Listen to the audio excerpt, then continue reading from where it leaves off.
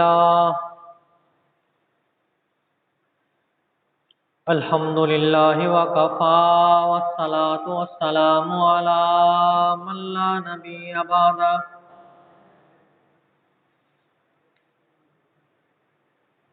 أرسله بالحق بشيرا ونذيرا وداعيا إلى الله بإذنه وسراجا منيرا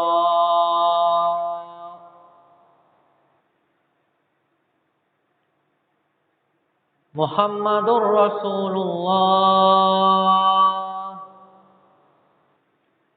والذين معه أشداء على الكفار رحماء بينهم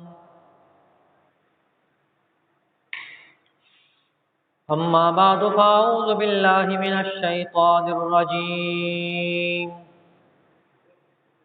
بسم الله الرحمن الرحيم أولئك على هدى من ربهم وأولئك هم المفلحون آمنت بالله صدق الله العظيم وبلغنا رسوله النبي الكريم ونحن على ذلك لمن الشاهدين والشاكرين والحمد لله رب العالمين۔ قابل صد احترام و تکریم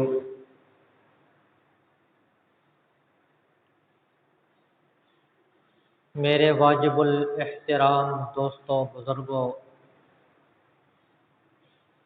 عزیز نوجوان ساتھیوں،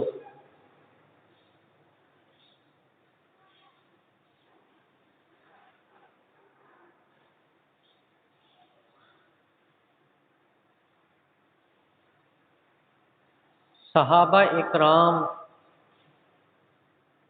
رضوان اللہ علیہم اجمعین کے بارے میں پچھلے جمعے پہ آپ سے گفتگو شروع کی تھی۔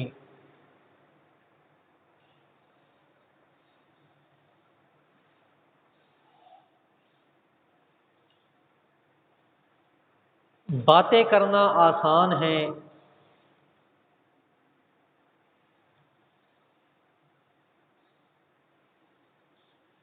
غیبت کرنا آسان ہے، چغلی کرنا آسان ہے،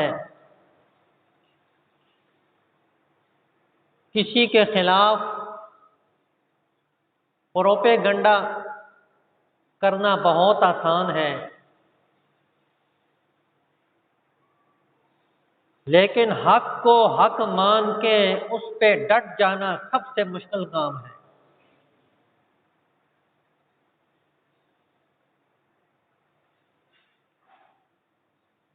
آج ہم دیکھتے ہیں کہ کل جن کی زبان گنگ تھی، کل جن کی زبان بند تھی، کل جو ان عظیم لوگوں کے خلاف بک بک کر رہے تھے، آج وہ بھی مبارکبادیں دے رہے ہیں۔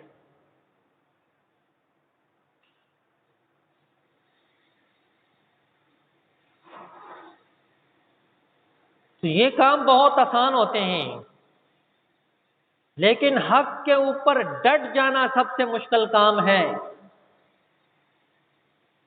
اور یہی کام صحابہ اکرام رضوان اللہ علیہم اجمعین نے کر دکھایا ہے۔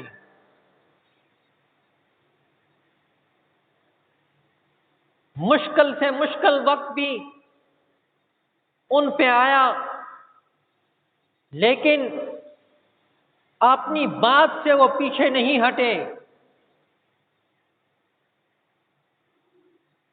جو بات ایک دفعہ منہ سے نکل گئی اس پہ قائم اور دائم رہے۔ یہ نہیں کہا وہ میری زبان پھسل گئی تھی، یا میرا مطلب کچھ اور تھا، یہ نہیں کہا۔ ایک صحابی رسول مسلمان ہو گئے،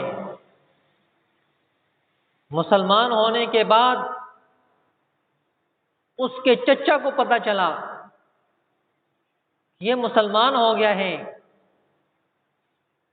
تو اس نے کہا کھاتا میرا ہے، پیتا میرا ہے، رہتا میرے گھر میں ہے، اور کلمہ تو نے محمد الرسول اللہ کا پڑھا ہے،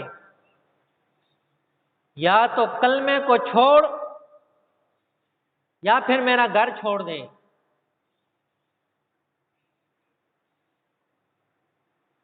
تو انہوں نے آج کی طرح کمپرومائز نہیں کی کہ چلو چچا کے سامنے میری مجبوری ہے، انہوں نے کہا کلمہ نہیں چھوڑ سکتا، تیرا گھر چھوڑ دوں گا۔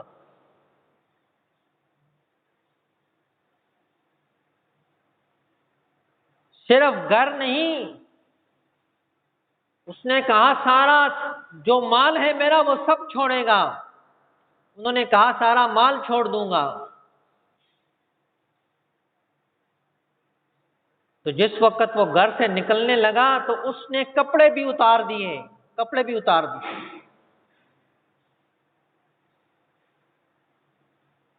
تو والدہ نے اسے 2 کمبل دے دیے کہ اپنا جسم ڈھانپ لے، اور اس نے مدینہ منورہ میں ہجرت کر لی۔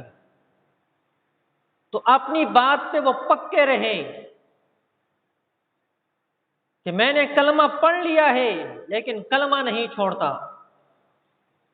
گھر چھوڑ دیا، سارا مال چھوڑ دیا، چچا کو چھوڑ دیا، والدہ کو چھوڑ دیا، بوڑھی کو، لیکن کلمہ نہیں چھوڑا۔ رسول اللہ صلی اللہ علیہ وسلم کے پاس جب وہ پہنچتا ہے تو آپ صلی اللہ علیہ وسلم نے ان کو قریب بلایا،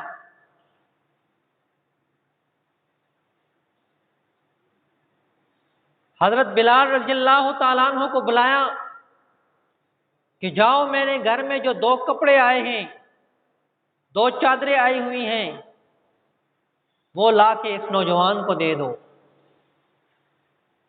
اس کے بعد ان کا لقب بن گیا ذوالبجادین، عبداللہ ذوالبجادین کے نام سے وہ مشہور ہوئے۔ تو میں عرض کر رہا تھا کہ صحابہ اکرام رضوان اللہ علیہم اجمعین نے ایک بات کہی، اس پہ پکے ہو گئے، پھر پیچھے نہیں ہٹے۔ سیدنا ابو بکر صدیق رضی اللہ تعالیٰ عنہ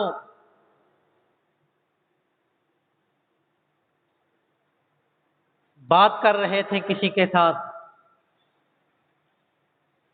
وہ بدبخت منافق کہنے لگا تم کس خدا کی بات کرتے ہو جو ہم سے چندے مانگتا ہے؟ تو سیدنا ابو بکر صدیق رضی اللہ تعالیٰ عنہ نے اس کو ایک زور سے لگائی، اور پھر صدیق کا ہاتھ ہو وہ دوڑتا ہوا چلا گیا، آپ نے کنبے کو بلایا، کنبے کو بلانے کے بعد اپنی بات سے ہی مکر گیا کہ میں نے کب کہا ہے۔ آج بھی کچھ لوگ ہیں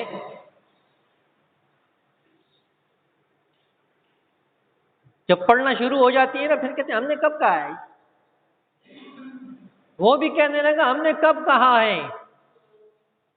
آپ صلی اللہ علیہ وسلم نے فرمایا کہ گواہ لاؤ۔ اب وہاں صدیق اکبر رضی اللہ تعالیٰ عنہ اکیلے تھے۔ صدیق اکبر رضی اللہ تعالیٰ عنہ نے یہ نہیں کہا کہ میں نے اس کو تھپڑ نہیں مارا، انہوں نے کہا میں نے اس کو تھپڑ مارا ہے، اگر میرے ہاتھ میں تلوار ہوتی تو میں اس کی گردن بھی اتار دیتا۔ تو رسول اللہ صلی اللہ علیہ وسلم نے فرمایا کہ تمہارے پاس گواہ نہیں ہے، لہذا یہ تم سے بدلہ لے گا۔ تو اللہ رب العزت نے صدیق اکبر رضی اللہ تعالیٰ عنہ کی صفائی بیان کر دی کہ اس شخص نے واقعی یہ الفاظ کہے ہیں، اور قرآن کی آیات نازل فرما دی۔ صدیق اکبر رضی اللہ تعالیٰ عنہ اپنی بات پہ پکے رہے۔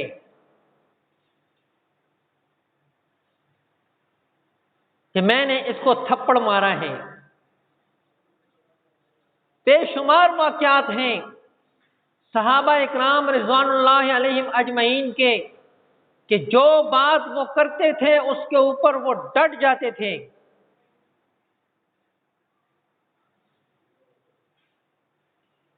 اس بات سے وہ پیچھے نہیں ہٹتے تھے،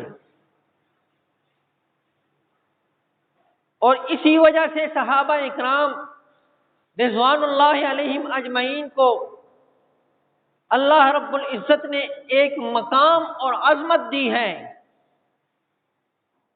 دنیا میں لوگ سمجھانے کے لیے بہت پہنچاتے ہیں، آپ نے یہ بات کہی ہے تو اس طرح کر لو، اس طرح کر لو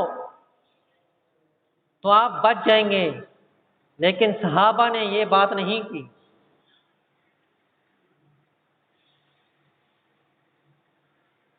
ایک مسلمان کا اور ایک یہودی کا جھگڑا ہو گیا،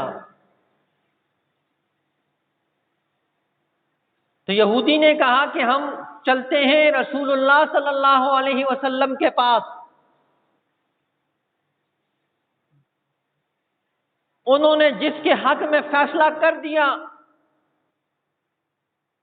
وہ مجھے بھی منظور ہے، تجھے بھی منظور ہوگا۔ لیکن وہ تھا منافق، وہ کہنے لگا نہیں نہیں، چلتے ہیں کعب بن اشرف یہودی کی طرف، جو فیصلہ وہ کرے گا وہ تجھ میں بھی منظور ہوگا، میں بھی منظور کر لوں گا۔ وہ یہودی جانتا تھا کہ کعب بن اشرف میرا مذہب والا ہے، لیکن وہ فیصلہ ناحق کرے گا، اس لیے وہ رسول اللہ صلی اللہ علیہ وسلم کی طرف جا رہا ہے۔ اور جو اپنے آپ کو مسلمان کہتا ہے، اندر سے کافر ہے، اس کو بھی پتا تھا کہ فیصلہ میرے خلاف ہوگا، لہذا کعب بن اشرف یہودی کی طرف چلتے ہیں جس کا ہم کام کر رہے ہیں۔ تو مسلمان یہودی نے طعنہ دیا، تم کیسے مسلمان ہو؟ تمہیں اپنے نبی پہ اعتماد نہیں؟ وہ شرم و بے شرم میں چل پڑا، جس طرح ہمارے خاندانوں میں رواج ہوتا ہے، دل نہیں مانتا لیکن وہ چل پڑتا ہے، وہ خیر بلادری ہے، چل پڑتا ہے۔ یہ جتنے بھی رسومات ہم دیکھ رہے ہیں، یہ کیا ہوتا ہے؟ بلادری ہی تو ہوتی ہے۔ یہ راجہ صاحب ہیں جی، یہ ملک صاحب ہیں جی، یہ چودھری صاحب ہیں جی، یہ خان صاحب ہیں، یہ کیا ہے؟ یہ بلادری ہی ہوتی ہے نا۔ جو خان صاحب نے کہہ دیا وہ پکا ہے جی، چاہے وہ ناحق ہی کیوں نہ ہو، اس نے نہیں کہنا کہ آپ نے غلط بیانی کی ہے۔ تو وہ شرم و بے شرمی چل پڑا کہ اب تو چارہ نہیں مجھے۔ جب رسول اللہ صلی اللہ علیہ وسلم کے پاس پہنچا، بات سنی، تو آپ صلی اللہ علیہ وسلم نے یہودی کے حق میں فیصلہ کر دیا۔ تو اس نے کہا چلو حضرت عمر کے پاس چلتے ہیں۔ انہوں نے کہا رسول اللہ نے فیصلہ کر دیا ہے، میرے حق میں تو ان کے پاس جانے کی کیا ضرورت پیش آئی؟ اب اس کے ذہن میں یہ تھا عمر جذباتی آدمی ہے، کافروں کو دیکھتا ہے تو تیش میں آ جاتا ہے، جیسے ہی اس کو دیکھے گا میرے حق میں فیصلہ کر دے گا۔ نے کہا چلو چلتے ہیں۔ حضرت عمر رضی اللہ تعالیٰ عنہ گھر سے باہر آتے ہیں، یہ آگے ہو جاتا ہے، یہ مسئلہ ہے، ہم آپ کے پاس آئے ہیں۔ جب انہوں نے بات سنی، یہودی کی طرف متوجہ ہوئے کہ بتاؤ کیا بات ہے۔ اس نے کہا کہ ہم آپ سے پہلے تمہارے رسول سے ہو کے آ رہے ہیں۔ اب جب یہ بات سنی وہ پیچھے ہٹ گئے، احترام تھا۔ کہا انہوں نے کیا فیصلہ کیا ہے؟ تو اس یہودی نے کہا کہ میرے حق میں انہوں نے فیصلہ کر دیا ہے۔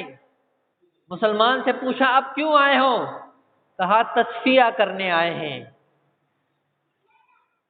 آج بھی مسلمان کہتا ہے نا تصفیہ کر لیتے ہیں، حق کو نہیں ماننا، سچی بات نہیں ماننی ہے لیکن تصفیہ کرنا ہے۔ حضرت عمر رضی اللہ تعالیٰ عنہ نے کہا اچھا یعنی میرا فیصلہ سننا چاہتے ہو؟ ہاں جی آپ کا فیصلہ سننا چاہتا ہوں۔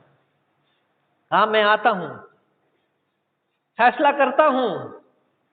اندر سے تلوار اٹھا کے لائے اور اس مسلمان کی گردن کو اتار دیا اور کہا کہ جو رسول اللہ کے فیصلے کو تسلیم نہیں کرتا، عمر کا فیصلہ یہ ہے کہ اس کا سر تن سے جدا ہو جائے۔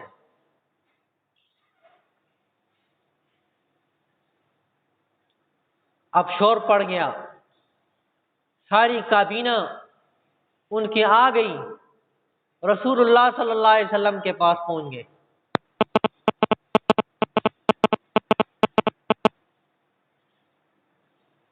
قانون یہ ہے کہ گواہ نہ ہو،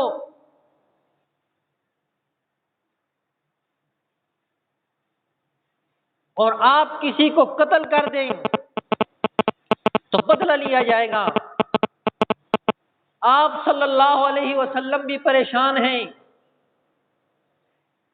ایک خطیب کی بات کرتا ہوں کہ انہوں نے کہا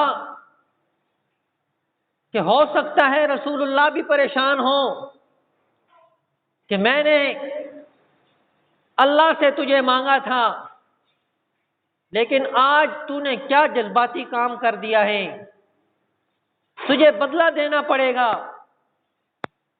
یہ باتیں ہو رہی تھی، عمر رضی اللہ تعالیٰ عنہ اپنی بات پہ قائم ہیں کہ جو رسول اللہ کا فیصلہ نہیں مانتا اس کا سر تن سے جدا ہوگا، اس کا سر تن پہ نہیں رہ سکتا۔ اللہ رب العزت نے بھی وہی فیصلہ کیا جو عمر کا تھا۔ کہا فلا وربک لا یؤمنون حتی یحکموک فیما شجر بینہم، پوری آیت نازل فرما دی کہ جو فیصلہ عمر کا ہے وہی فیصلہ میرا ہے، جو رسول کی بات کو نہیں مانتا اس کی یہی سزا ہے۔ تو میں نے واجب الاحترام دوستو بزرگوں میں عرض کر رہا تھا کہ آج ہم اپنے فیصلوں کو دیکھیں اور رسول اللہ صلی اللہ علیہ وسلم کے فیصلوں کو دیکھیں تو ہمارے سامنے نظر آ جائے گا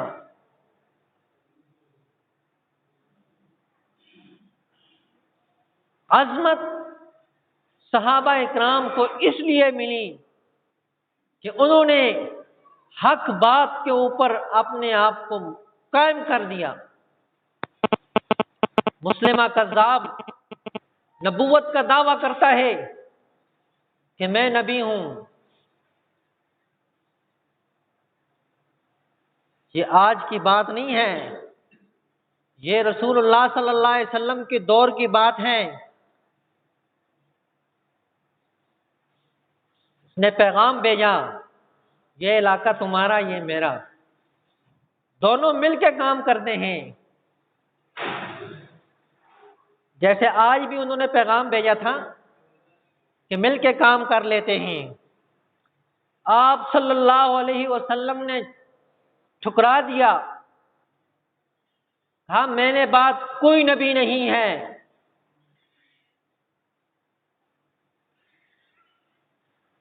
آپ صلی اللہ علیہ وسلم نے فرمایا 40 جھوٹے مدعی نبوت آئیں گے۔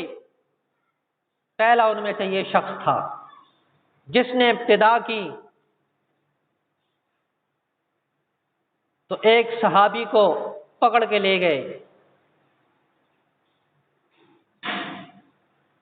ان کو سامنے کھڑا کیا، کہنے لگے بتاؤ رسول اللہ صلی اللہ علیہ وسلم اللہ کے رسول ہیں؟ انہوں نے کہا بالکل اللہ کے رسول ہیں اور یہی حق اور سچ ہے۔ تو اس نے کہا کہ میں اللہ کا رسول ہوں، تو کہنے لگا تو جھوٹا ہے،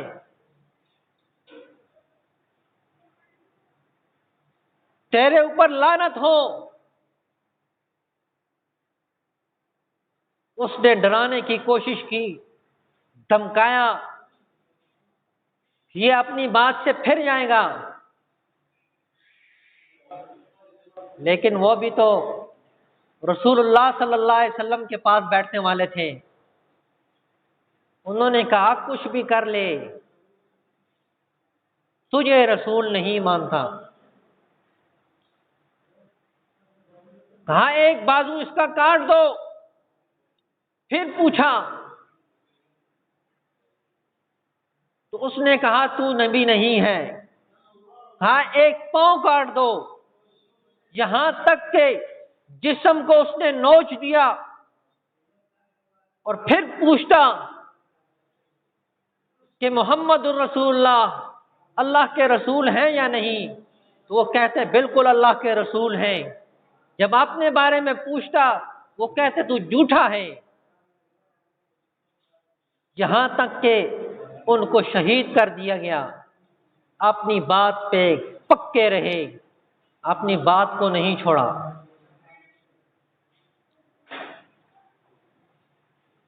ہمیں کہا جاتا ہے جی وہ جی تم پٹھان زبان پہ اعتبار کرتے ہو، لیکن وہ بندے کا پتر ہو تو اس کی زبان پہ اعتبار ہوتا ہے۔ وہ ہوئے بندے دا پتر تاں اس سے اعتبار ہوتا ہے۔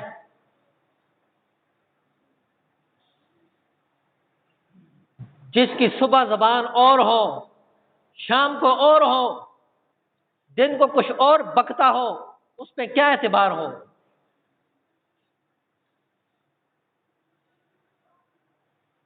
تو سب سے پہلے مسلمہ کذاب کے خلاف جہاد کیا تو وہ سیدنا صدیق اکبر رضی اللہ تعالیٰ عنہ نے کیا۔ میں عرض کر رہا تھا کہ صحابہ اکرام رضوان اللہ علیہم اجمعین اپنی بات پہ قائم اور دائم رہتے تھے، اپنی بات سے منکر نہیں ہو جاتے تھے، کمپرومائز نہیں کیا کرتے تھے۔ مسلمانوں، آج ہمارے اندر غیر مسلم قادیانیوں کی شکل میں گھس آئے ہیں، ہمیں پتہ نہیں چلتا، لہذا ہمیں ہوشیار ہونا چاہیے۔ اپنے بارے میں ہمیں معلومات کرنی چاہیے کہ ہم کون لوگ ہیں، مسلمانوں کی کیا شان ہے، ہمیں پتہ ہی نہیں ہوتا۔ اور جب کوئی آدمی چپٹی ہوئی باتیں کرتا ہے، قرآن کی آیات کے غلط ترجمے کرتا ہے، کہتے ہیں یہ ایک بڑا زبردست آدمی ہے، قرآن بیان کرتا ہے، اور پتہ نہیں چلتا ہے اس کو کہ یہ کیا کہہ رہا ہے۔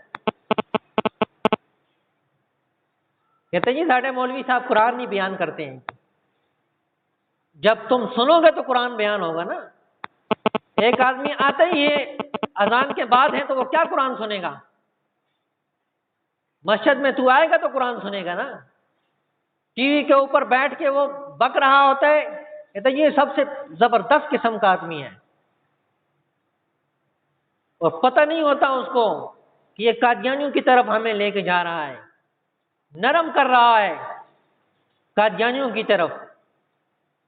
ہمارے اکابرین نے کہا ہے کہ کسی قسم کا بھی کوئی دعویٰ کرے، نبوت کہ کسی بھی عنوان سے کوئی بھی دعویٰ کر کے آ جائے، چاہے وہ کہے میں مہدی ہوں، چاہے وہ کہے میں ذلی ہوں، بروزی ہوں، سب کے سب کافر ہیں،